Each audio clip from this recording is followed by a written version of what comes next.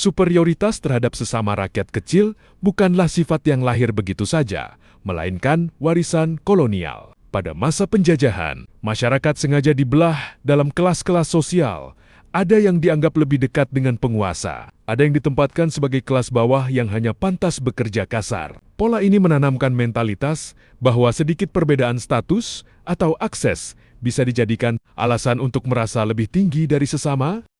Hingga kini, warisan kolonial itu masih hidup dalam bentuk-bentuk halus di masyarakat. Orang yang punya sedikit lebih banyak harta merasa lebih berhak dihormati. Mereka yang berpendidikan lebih tinggi sering meremehkan yang lain. Dan bahkan dalam komunitas kecil, ada kecenderungan membentuk hierarki semu berdasarkan penampilan, kepemilikan, atau kedekatan dengan tokoh tertentu.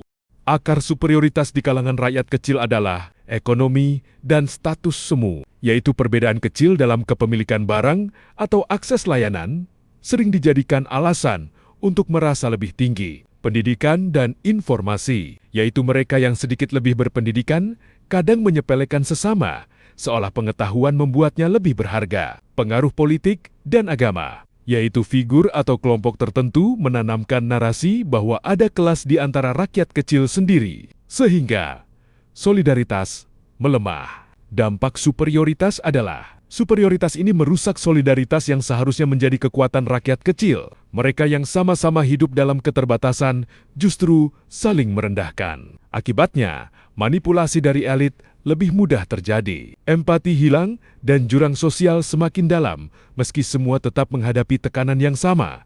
Harga kebutuhan pokok yang naik, biaya kesehatan yang mahal, dan akses pendidikan yang terbatas.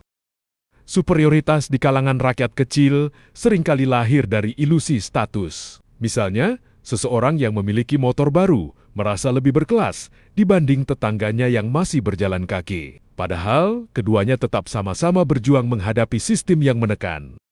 Warisan kolonial ini membuat rakyat kecil sibuk membandingkan diri, alih-alih bersatu menghadapi ketidakadilan struktural. Jalan keluarnya adalah kesadaran kolektif, yaitu menyadari bahwa perbedaan kecil tidak boleh memecah persaudaraan. Edukasi kritis, yaitu membekali rakyat kecil dengan pemahaman bahwa superioritas hanyalah jebakan sosial. Satira dan refleksi, yaitu menggunakan humor, parodi, atau cerita reflektif untuk membongkar ilusi superioritas. Solidaritas nyata, yaitu mengutamakan kerjasama, gotong royong dan advokasi bersama daripada saling merendahkan. Superioritas terhadap sesama rakyat kecil adalah paradoks. Mereka yang sama-sama tertindas justru saling menindas dalam skala kecil.